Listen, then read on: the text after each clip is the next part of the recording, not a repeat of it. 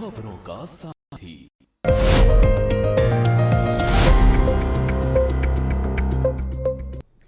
नमस्कार, मैं हूं मनोज मानस। हमारे खास कार्यक्रम स्पेशल रिपोर्ट में आपका स्वागत है और आज हम पेश करेंगे देश और विदेश की कुछ खास और अहम खबरें। और सबसे पहले हम बात करेंगे यूपी बीजेपी के नए प्रदेश अध्यक्ष पंकज चौधरी के औपचारिक ऐलान के साथ उनके सामने पेश आने वाली चुनौतियों की।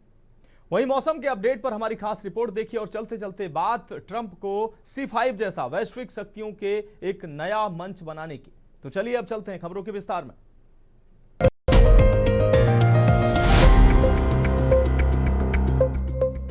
तो स्पेशल रिपोर्ट में पहली अहम रिपोर्ट का रुख करेंगे।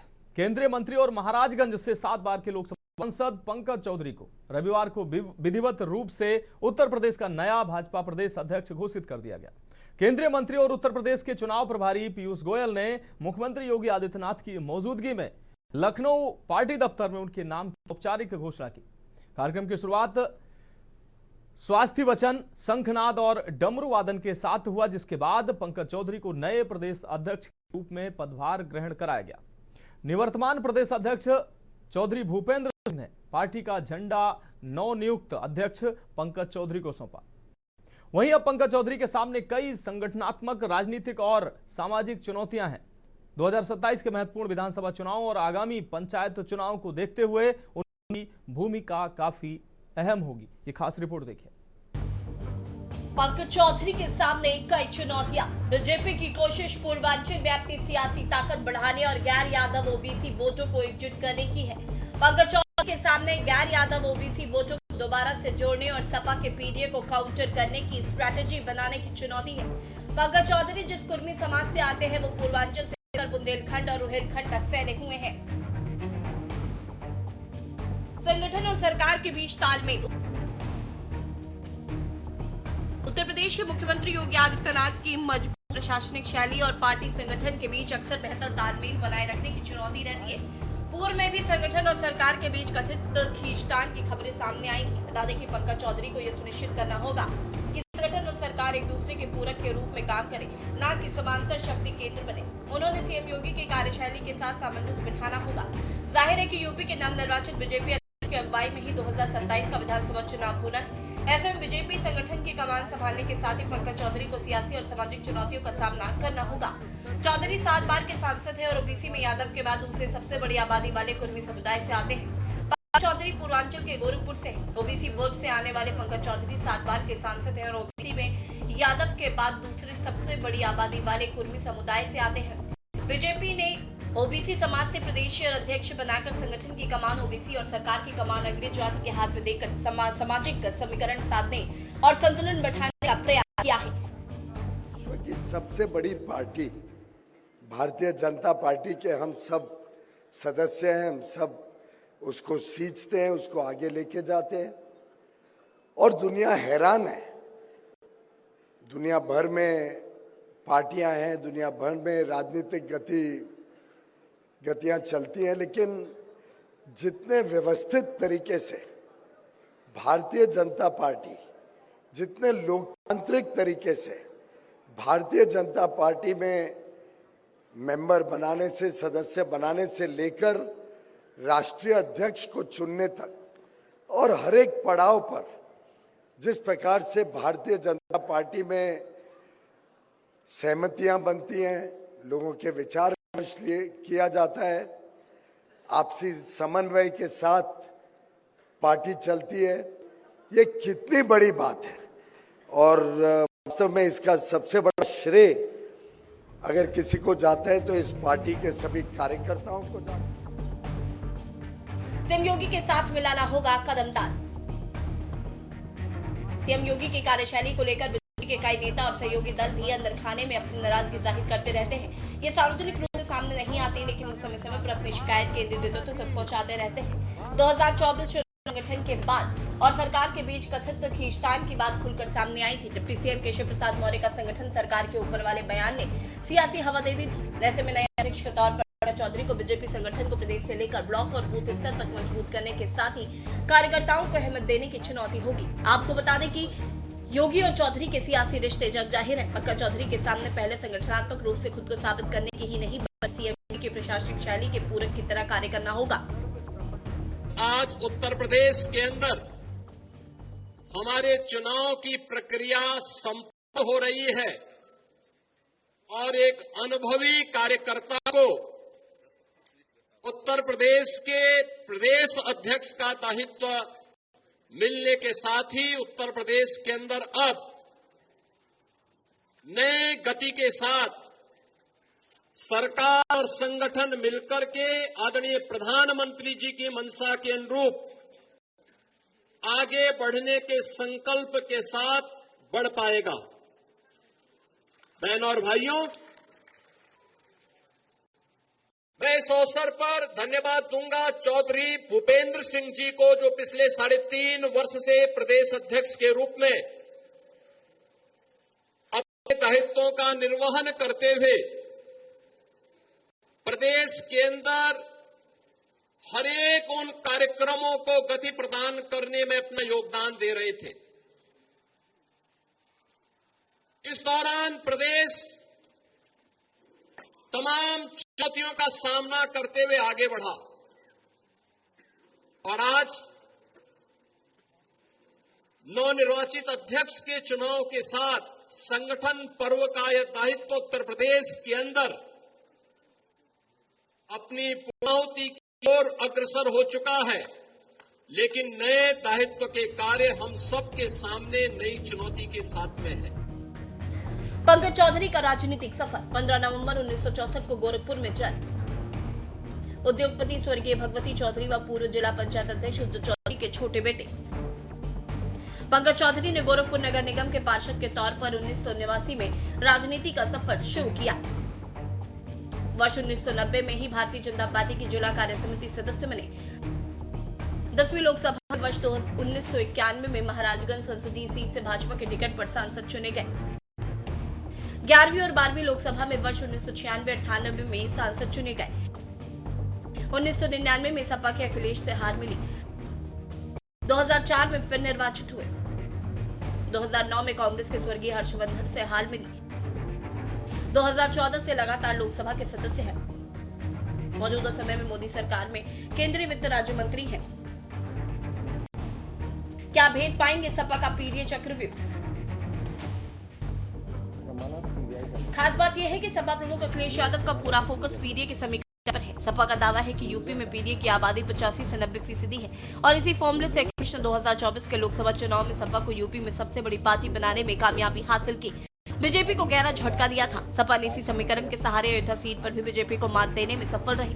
बीजेपी ने जिस समीकरण को 2014 में बनाया था वो 2024 में बिखर गया।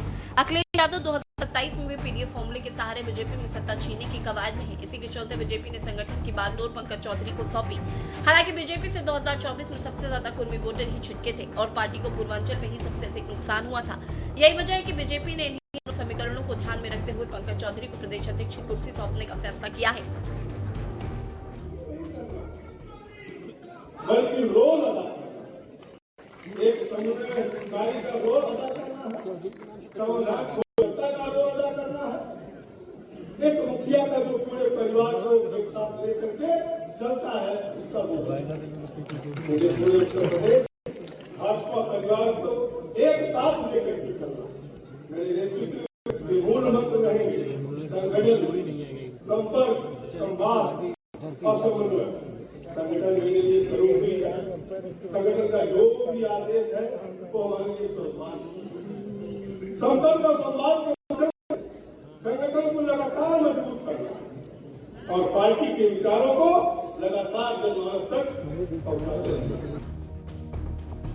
यूपी में पिछड़ा वर्ग का चौथीगत समीकरण। पिछड़ा वर्ग सबसे बड़ा समूह, आबादी 40% से 52%, यादव लगभग 10%, गैर यादव ओबीसी लगभग 30%, कुर्मी पटेल 4% से 7%, मौर्य कुशवाहा सैनी 4% से 5%, जाट 3% से 4%, लो 3% से 5%, निषाद मल्लाह केवल 4% से 5%, राजभर 2% से 4%, 2027 में सत्ता की हैट्रिक लगाने की चुनौती। आपको बता दें कि बीजेपी प्रदेश अध्यक्ष की बागडोर संभालने के बाद पंकज चौधरी की पहली अग्नि परीक्षा 2026 के पंचायत चुनाव और उसके बाद 2027 के विधानसभा चुनाव में होनी है। बीजेपी को जिस तरह से 2024 में झटका लगा है, उससे 2027 के सियासी चुनौती पार्टी सामने खड़ी हो गई है। इस तरह से पंकज चौधरी के सामने सिर्फ संगठन को धार देने और समीकरण को मजबूत करने का ही नहीं, बल्कि 2027 में सत्ता की हैट्रिक लगाने की भी चुनौती है। ऐसे में टिकट वितरण से लेकर सियासी नैरेटिव बनाने तक की जिम्मेदारी होगी। इसके अलावा उन्हें संगठन को पूरी तरह से जमीन पर एक्टिव करना होगा, संगठनात्मक रूप से खुद को करना होगा साबित। दरअसल उत्तर प्रदेश की सियासत में बीजेपी का दोबारा से राजनीतिक उभार 2014 के लोकसभा चुनाव से हुआ। इसके बाद से पार्टी की कमान केशव प्रसाद मौर्य, महेंद्र नाथ पांडे, स्वतंत्र देव सिंह और भूपेन्द्र चौधरी जैसे दिग्गज संभाल चुके हैं। इन सभी नेताओं ने खुद को स्थापित किया है। केशव मौर्य के नेतृत्व में बीजेपी 15 साल की सत्ता का वनवास 2017 में खत्म करने में कामयाब रही थी। वहीं महेंद्र नाथ पांडे की अगुवाई में बीजेपी ने 2019 के लोकसभा चुनाव में सपा बसपा जैसे मजबूत संगठन की बात को बेअसर किया था। स्वतंत्र देव सिंह की अगुवाई में बीजेपी 2022 में सत्ता दोहराने में सफल रही थी, जो के 3 दशक के इतिहास में नहीं हो सका था। ऐसे में बीजेपी के नए अध्यक्ष के रूप में पंकज चौधरी के सामने भी एक बड़ा सियासी टास्क होगा। इतना ही नहीं, उन्हें केशव और स्वतंत्र देव सिंह जैसे नेताओं के बीच अपनी सियासी ताकत साबित करनी होगी। केंद्रीय मंत्री और सांसद के तौर पर जरूर लंबा अनुभव है, लेकिन संगठन के रूप में खुद को स्थापित करने का चैलेंज होगा। ये चुनौती पंकज चौधरी के लिए सिर्फ पार्टी में ही नहीं, बल्कि सहयोगी दलों के बीच भी होगी। स्पेशल डेस्क के न्यूज इंडिया। तो फिलहाल स्पेशल रिपोर्ट में वक्त एक अहम ब्रेक का है। ब्रेक के बाद अगली रिपोर्ट का रुख करेंगे। आप देख रहे हैं के न्यूज, खबरों का सारथी।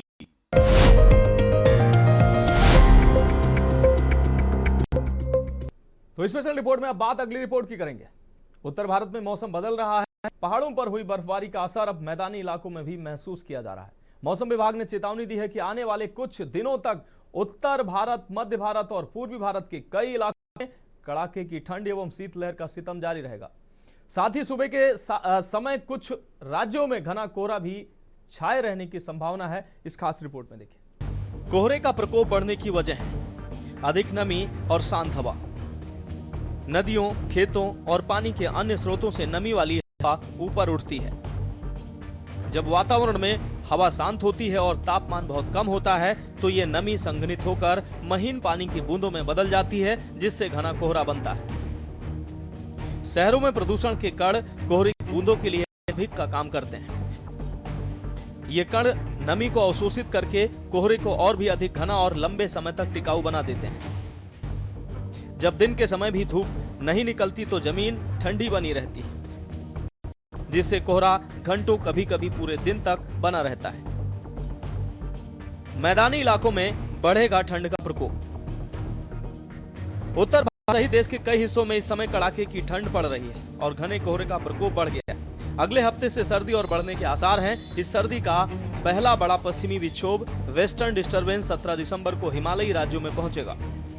इसके असर से 18 से 20 दिसंबर के बीच जम्मू कश्मीर, लद्दाख और हिमाचल प्रदेश में अच्छी खासी बर्फबारी होने की संभावना है। वहीं 21 और 22 दिसंबर को पहाड़ों से बादल हटते ही तापमान तेजी से गिरेगा। तापमान सामान्य से 5 से 6 डिग्री तक नीचे जा सकता है। आपको बता दें कि ऊपर से चलने वाली ठंडी हवाएं यूपी, पंजाब, हरियाणा, दिल्ली, राजस्थान और मध्य भारत तक पहुंचेंगी। इससे मैदानी इलाकों में ठंड काफी बढ़ जाएगी। इधर राजस्थान में वेस्टर्न डिस्टर्बेंस के चलते सर्दी का असर कम हो गया है। न्यूनतम तापमान में 2 से 3 डिग्री तक बढ़ोतरी हुई है। मध्य प्रदेश में भी अगले 3 दिन तक शीतलहर का अलर्ट नहीं है। हालांकि पारा लगभग लुढ़क रहा है। शहडोल का कल्याणपुर सबसे ठंडा है। यहाँ शनिवार रात पारा 4.7 डिग्री सेल्सियस रहा। उधर हिमाचल प्रदेश में वेस्टर्न डिस्टर्बेंस सक्रिय होने से ठंड बढ़ गई है। पहाड़ों पर बर्फबारी का अनुमान है। मौसम विभाग ने उत्तराखंड के उत्तरकाशी, चमोली और पिथौरागढ़ में भारी बारिश, बर्फबारी की संभावना जताई है, जिससे पारा 2 से 3 सेंटीग्रेड और गिर सकता है। कैसे आती है शीतलहर? जब न्यूनतम तापमान सामान्य से काफी नीचे चला जाता है तो मौसम विभाग इसे शीतलहर घोषित करता है। इस दौरान लोगों को हाड़ कंपा देने वाली ठंड का सामना करना पड़ता है। घने कोहरे के कारण दिन में सूरज की किरणें जमीन तक नहीं पहुंच पाती, जिससे दिन का तापमान भी काफी कम हो जाता है। इसे कोल्ड डे कंडीशन कहा जाता है। यूपी सहित मैदानी राज्यों में कोहरे और धुंध की चादर नजर आने लगी है। राम की नगरी अयोध्या, सीतापुर सहित पूर्वी उत्तर प्रदेश के कई जिलों में घने कोहरे का अलर्ट है। वहीं पश्चिमी उत्तर प्रदेश के मेरठ, सहारनपुर, शामली, बागपत, मुरादाबाद, बरेली, पीलीभीत व आसपास के जिलों में कोहरा शाम से ही छाने लगा है। फिलहाल पश्चिमी और पूर्वी हिस्से में मौसम शुष्क रह सकता है। श्रावस्ती, लखीमपुर खीरी, सीतापुर, मुरादाबाद, रामपुर, बरेली, पीलीभीत, शाहजहांपुर और उसके आसपास के इलाकों में घना कोहरा छाने के आसार हैं। वहीं देवरिया, गोरखपुर, संत कबीर नगर, वाराणसी, चंदौली, गाजीपुर, बस्ती, गोंडा, सीतापुर, कुशीनगर, महाराजगंज, बलिया, सिद्धार्थनगर और बलरामपुर में घना कोहरा छाने की संभावना है। कोहरे का जनजीवन पर प्रभाव, दृश्यता बहुत कम हो जाती है, जिससे दुर्घटनाओं का खतरा बढ़ जाता है। वाहनों की गति धीमी हो जाती है, ट्रेनों के समय में भारी विलंब होता है, कई बार ट्रेनों को भी रद्द करना पड़ता है। हवाई उड़ानों में विलंब होता है या उनका रूट बदलना पड़ता है, क्योंकि लैंडिंग और टेक ऑफ के लिए कम दृश्यता खतरनाक होती है। ठंड और कोहरे से संबंधित बीमारियों जैसे निमोनिया, अस्थमा का अटैक, फ्लू और जुकाम के मामले बढ़ जाते हैं। बुजुर्गों और बच्चों को विशेष सावधानी की आवश्यकता होती है।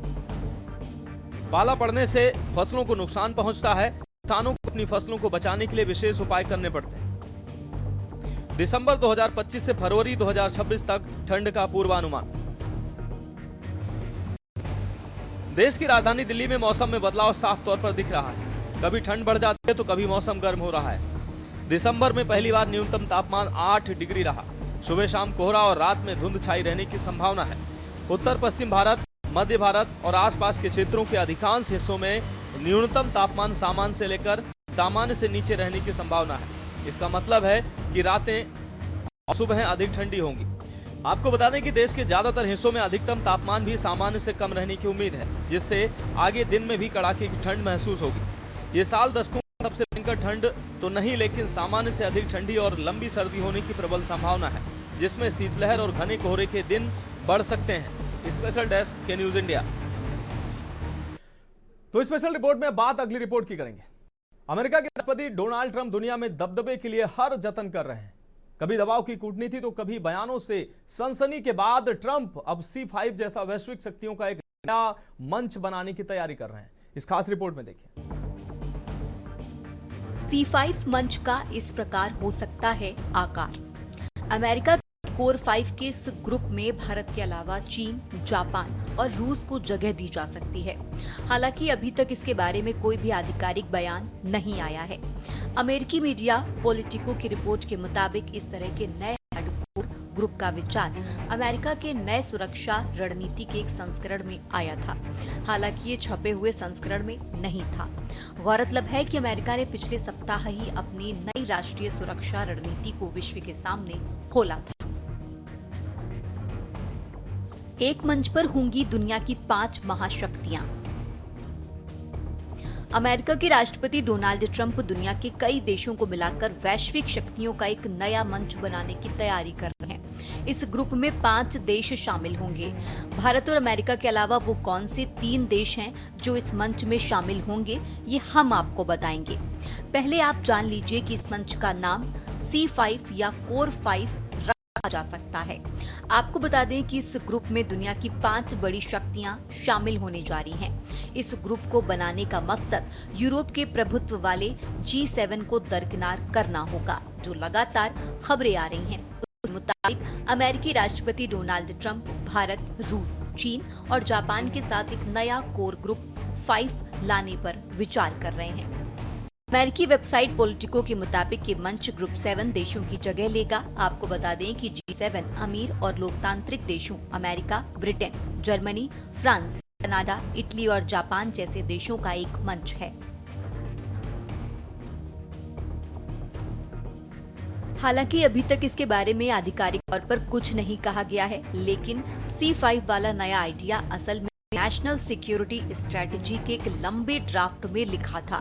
ये ड्राफ्ट जनता को नहीं दिखाया गया। पॉलिटिको ये पुष्टि नहीं कर पाया कि ये लंबा ड्राफ्ट वास्तव में मौजूद है या नहीं, लेकिन एक और मीडिया डिफेंस वन ने इसकी पुष्टि की है। हालांकि अभी ये जानकारी नहीं है कि ट्रंप ने इस पहल के लिए बाकी 4 देशों से कोई बात की है। C5 का पहला एजेंडा इजराइल सऊदी के रिश्ते सुधारना बताया जा रहा है। आपको बता दें कि इस ग्रुप को बनाने के पीछे मकसद ये है कि एक ऐसा नया मंच बनाया जाए जिसमें सिर्फ वही देश हों जो बड़ी शक्ति रखते हैं, चाहे वो लोकतांत्रिक हो या ना हो, और चाहे वो G7 जैसे क्लब की शर्तों पर खरे उतरे हों या नहीं। कहा गया कि कोर 5 या C5 में अमेरिका, चीन, रूस, भारत और जापान शामिल होंगे। ऐसे देश जिनकी आबादी 100 मिलियन यानी 10 करोड़ से ज्यादा है। ये G7 की तरह नियमित बैठकें और खास मुद्दों पर सम्मेलन होंगे।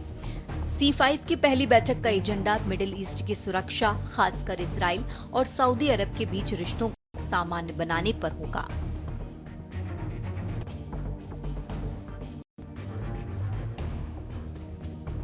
आपको बता दें कि पहले ऐसा प्लान बिल्कुल असंभव लगता था, लेकिन अब एक्सपर्ट्स का कहना है कि G5 का प्लान ट्रंप की सोच से मेल खाता है।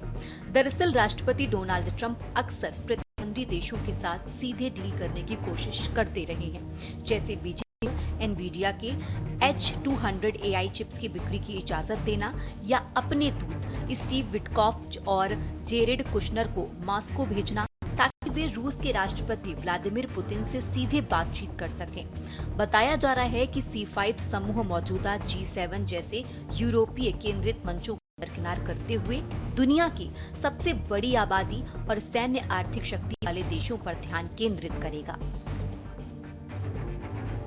C5 मंच से भारत को संभावित लाभ। इसमें शामिल से भारत को उन फैसलों को सीधे प्रभावित करने का मौका मिलेगा जो वैश्विक सुरक्षा, व्यापार और भू राजनीतिक मुद्दों पर लिए जाएंगे।